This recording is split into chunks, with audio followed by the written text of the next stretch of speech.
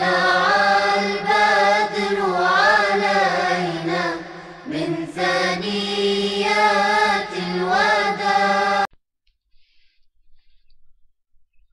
بسم الله الرحمن الرحيم. السلام عليكم ورحمة الله وبركاته. مقعيق أحمد أوريه.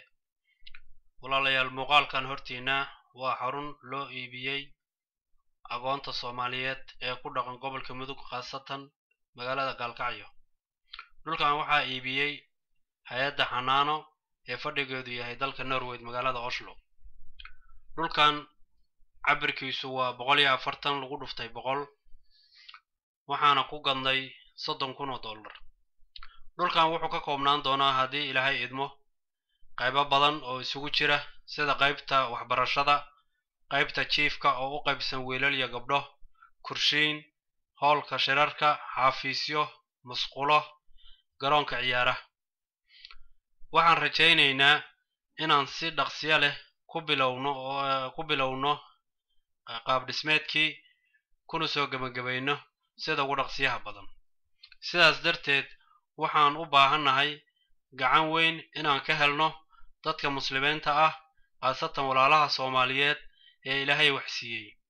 Waxaan ka codsanayaa wixii Ilaahay siiyay inay ku sadaqaysaan xaruntaas ama taruuxiir in ka siiyo xafladan maantay waxa ay ku saabsan tahay iyo ujeedka laga leeyahay. xafladan maanta waxay ku saabsan tahay waa dhagax dhig xarun loo iibiyay aqoonta Xanaano oo maxaan ku iraahdaa muddo dhow aan iibinay ayaa maanta dhagax dhigeedii ayuu xafladan ku saabsan yahay. runtii dhulkan waa dhul weyn sida Xabiibo u sheegtay wuxuu ka kooban yahay 140 lagu dhuftay 100 ayuu dhulkan ka kooban yahay. waxa laga bixiyay lacag $30,000 ah haddii Ilaahay idmo waxaan rajaynaynaa inaan maxaan ku iraahdaa dhisidiisa sida ugu dhaqsiyaha badan aan bilowno. meeshana waxa loo rabaa inay noqoto xarunta ugu weyn ee lagu xanaaneeyo ilmaha aqoonta ee aan aabaha iyo hooyada iyo midna haysan oo daryeelka u baahan. runtii annagu muddo ayaan maaragtay soo shaqaynaynay 5 sano ilmo aqoona ayaan maaragtay waxaan ka kafaalo qaadnay waxbarashada iyo nafaqada iyo maxaan ku raadaa wixii kale oo yar yar dharkii iyo uniformka ay u baahan yihiin muddo 5 sano aan wadnay. ma sha Allah maantana meel fiican bay marayaan waxbarashadooda iyo maxaan ku raaddaa horumar fiican bay gaareen. waana ilmihii ugu liitay oo ugu dhibaatada badnaa oo aan waalid iyo midna haysan haddana ka soo jeeday maxaan ku raaddaa dad faqiira. taas waa dhulkan iyo arrintiisu ku saabsan yahay.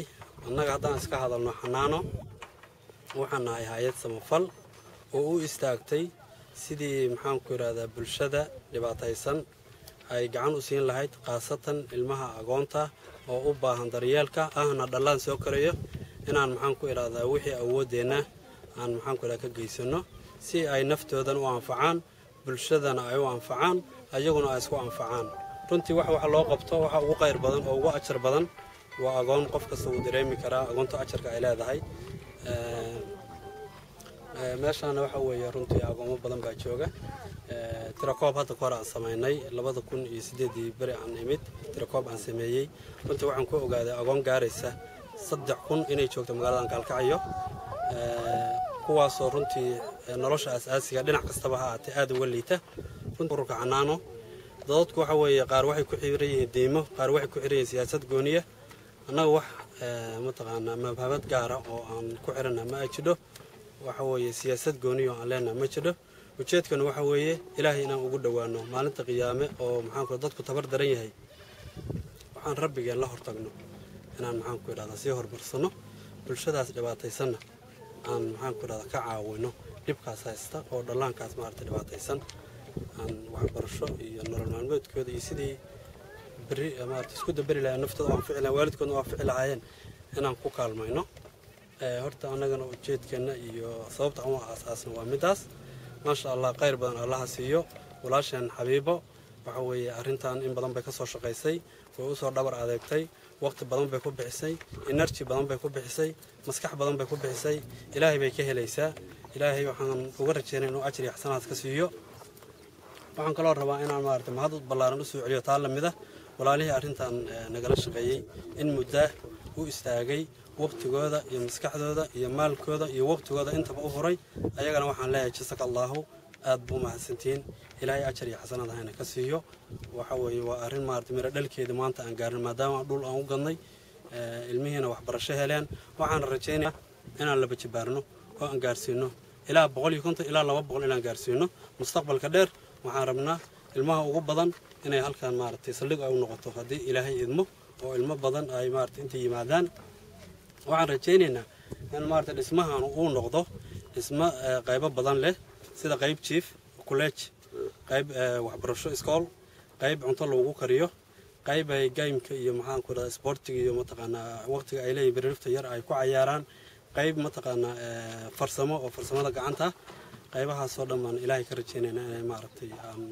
u qaybino waxaan kaloo dadweynaha u soo jeedinayaa meel kasta ay joogaan inta gudaha joogtay inta dibadda joogtay inta maartay idaacadaha iyo TV-da ka fiirsan doonta arrintan inay gacan ka geystaan waa arrin ilaahay lagu dhawaanayo waa arrin mataqaanaa dhallaankaas yaroo dhibaataysan lagu korinayo qof kastoo islaam qof kastoo Soomaaliya waxaan ka codsanayaa qayb inuu ka qaato qaasatan dadka ilaahay maalkiisa iyo ganacsatada inay wax ku sadaqaystaan oo ay wax ku darsadaan ajir qofku wax ku darsada sanduuqa aakhira ayuu wax ku darsaday oo waxa weeye kayd buu samaystay markii waxba la baqeelina waxaan codsanayaa dhammaan ganacsatada iyo dadka ilaahay wax siiyay iyo dadka maartay jeebkooda ilaahay maartay wax ku riday inay ka qayb qaataan oo dhismahaas nagala qayb qaataan baan u rajaynayaa hadalkaygana intaasan ku soo koobaya haddana من ثنيات الوداع وجب الشكر علينا ما دعا لله داع أيها المبعوث فينا جئت بالأمر المطاع جئت شرفت المدينة مرحبا يا خير داع طلع البدر علينا من ثنيات الوداع وجب الشكر علينا ما دعا لله داع أشرق النور